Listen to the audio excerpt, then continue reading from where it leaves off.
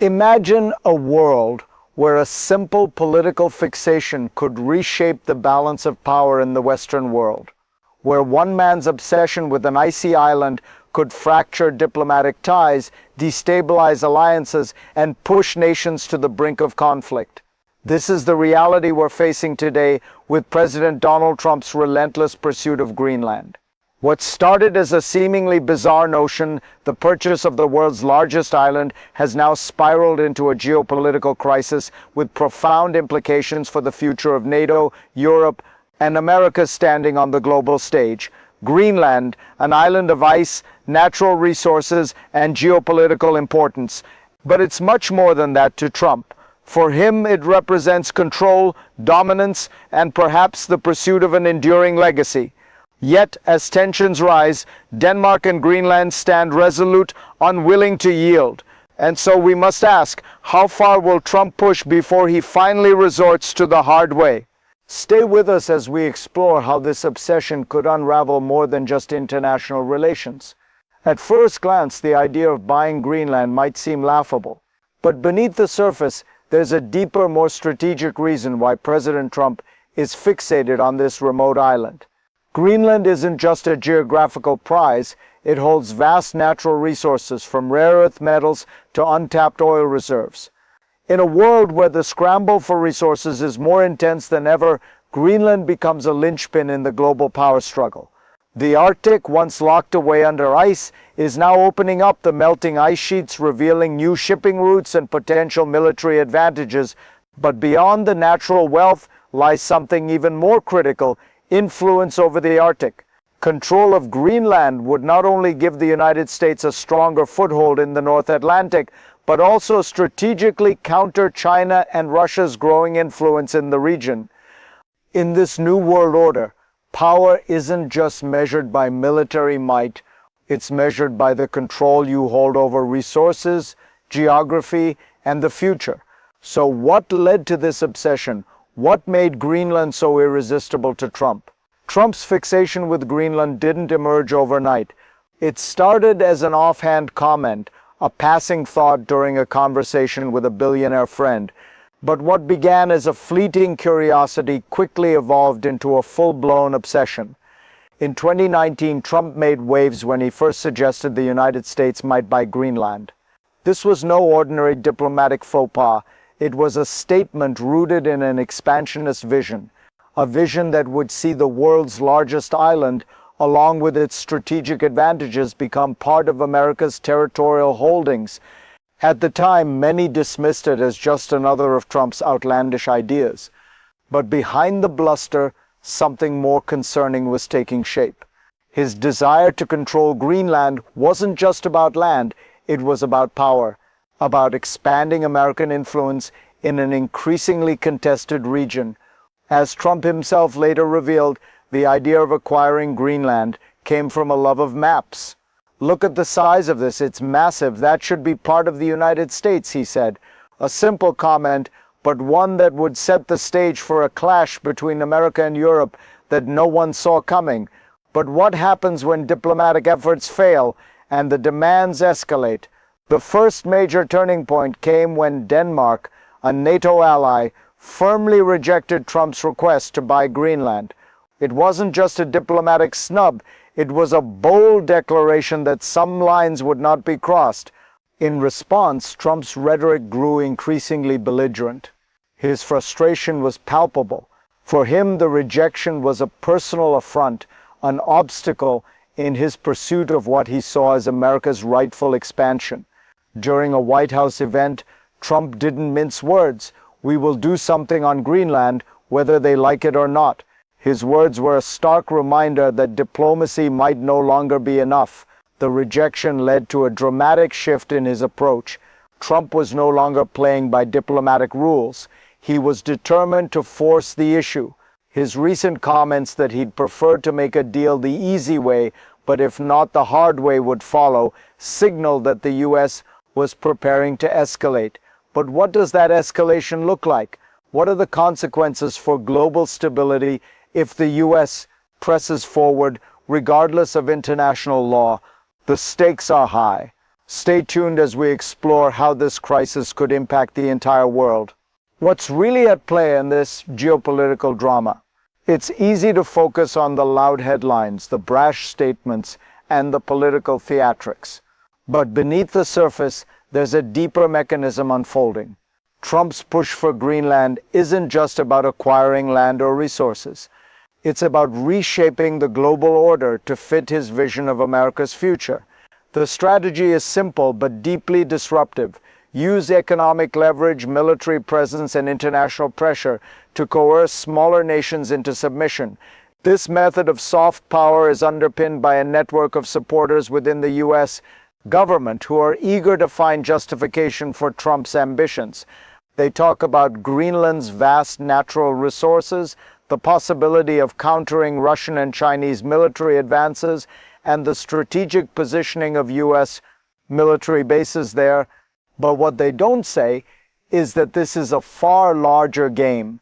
It's about the United States reasserting dominance in a world where the global balance of power is increasingly contested. By gaining control over Greenland, Trump would not just control an island, he would control a key piece of the Arctic, an increasingly critical region in the 21st century. The question now is, how far is the world willing to go to stop it? But the story doesn't end there. What happens when diplomacy and soft power fail? As tensions mount, the next crisis emerges. With Denmark and Greenland resisting his demands, Trump's rhetoric grows even more combative. It's no longer about a potential purchase, it's about control. In the spring of 2021, rumors swirled that Trump's administration was considering bribing Greenland to break away from Denmark. The idea was to offer financial incentives to Greenland's residents in exchange for their independence, a move that would severely undermine Denmark's sovereignty. This revelation sent shockwaves through Europe. The notion that a NATO ally might resort to such coercive tactics was unprecedented. What's more, Trump refused to rule out the use of force to achieve his goal. The threat of military action, once unthinkable, began to loom over the situation. What happens when the U.S. shifts from economic pressure to military threats? What kind of message does that send to the rest of the world? As the world watches, it becomes clear that Greenland isn't just a matter of national interest. It's a symbol of a larger struggle for control in an increasingly fractured world order. This fight for independence is not just about Greenland. It's about what it means to be a sovereign nation in a world where power is constantly shifting. In the midst of all the geopolitical maneuvering, it's easy to forget the people who are directly affected by Trump's obsession with Greenland. The residents of Greenland who have lived under Danish sovereignty for centuries now find themselves caught between two powerful forces, the desire to maintain their autonomy and the pressure to align with the might of the United States. For the people of Greenland, the idea of becoming part of the U.S. is more than just a political decision. It's an existential one. Prime Minister Jens Frederik Nielsen has made it clear Greenland would rather remain within Denmark than become an American territory. Yet the economic incentives are tempting. If Greenland were to sever ties with Denmark, it would likely be able to tap into the financial resources that Trump has promised. But at what cost? The threat of U.S. control, the loss of national identity, and the erosion of sovereignty all weigh heavily on the minds of Greenlanders. This isn't just a political battle, it's a personal one. For the people of Greenland, it's about maintaining their way of life and resisting foreign domination. It's a fight for sovereignty, a fight for their future. This fight for independence is not just about Greenland, it's about what it means to be a sovereign nation in a world where power is constantly shifting. The ramifications of Trump's Greenland demands extend far beyond the Arctic Circle. This isn't just a matter between the U.S. and Denmark, it's a global issue with profound implications for international relations. The Arctic, once a remote and largely isolated region, has become the focus of intense geopolitical competition.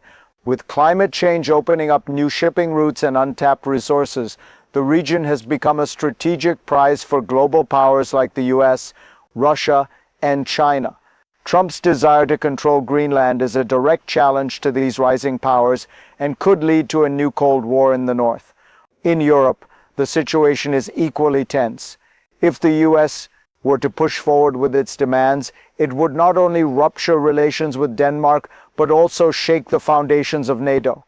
The alliance, built on mutual respect and defense, could be fractured by an American push for territorial control over a European ally. European countries are already discussing invoking the EU's mutual defense clause if the US takes military action against Denmark. This is more than just a conflict over land. It's a defining moment in global geopolitics, one that will reshape the balance of power for generations to come. With tensions rising and no diplomatic solution in sight, what does the future hold for the US, Greenland, and the world? As we look ahead, the future of Greenland, the US, and international relations could unfold in several ways. Let's explore 3 possible scenarios. 1. The peaceful resolution. The ideal scenario would see Denmark and Greenland maintaining their sovereignty while addressing some of the strategic concerns of the US through diplomacy. In this scenario, the Arctic becomes a shared space with international agreements ensuring cooperation between the US, Russia, China, and other global powers. Greenland remains independent, but with close ties to both Denmark and the US, ensuring its security and economic growth. 2. The escalation into conflict. If diplomacy continues to fail, we could see a more aggressive approach from the US. Trump's hard way could mean leveraging military power to pressure Greenland and Denmark. This would lead to a breakdown in NATO relations and a serious international crisis. The world could witness a new Cold War, with the Arctic as its front line. It's a scenario that would change the world's geopolitical map forever. 3. Greenland's independence. In the worst-case scenario, Greenland could break away from Denmark and become a US territory. The Trump administration might push for a referendum, offering financial incentives for Greenlanders to choose independence. While this would solidify American control over the region, it would also create lasting resentment and destabilize the Nordic region.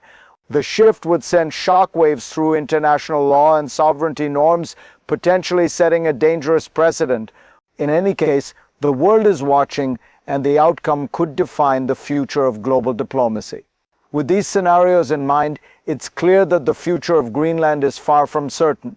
But what can we learn from this unfolding drama? As the world watches, one thing becomes clear. The battle for Greenland is not just about a piece of land, it's about the future of global diplomacy, sovereignty, and power.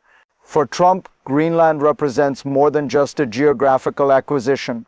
It's about asserting American dominance in an increasingly fragmented world. It's about making a statement that America will not sit idle while other powers like China and Russia rise to challenge its influence. But the real question is, at what cost?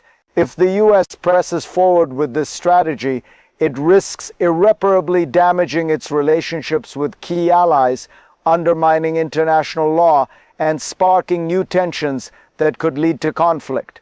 We're entering an era where the rules of diplomacy and international relations are being rewritten. The world is no longer just about economic power. It's about control over territory, resources, and influence. Greenland may seem small, but in the context of global power struggles, it's anything but insignificant. So, as the future of Greenland hangs in the balance, remember this: the way this story unfolds will have consequences for generations to come. The question is, will the world be able to find a path that avoids the hard way? The world's eyes are on Greenland. Will diplomacy prevail, or is this just the beginning of a larger global shift? Subscribe and stay tuned for more analysis as this story develops.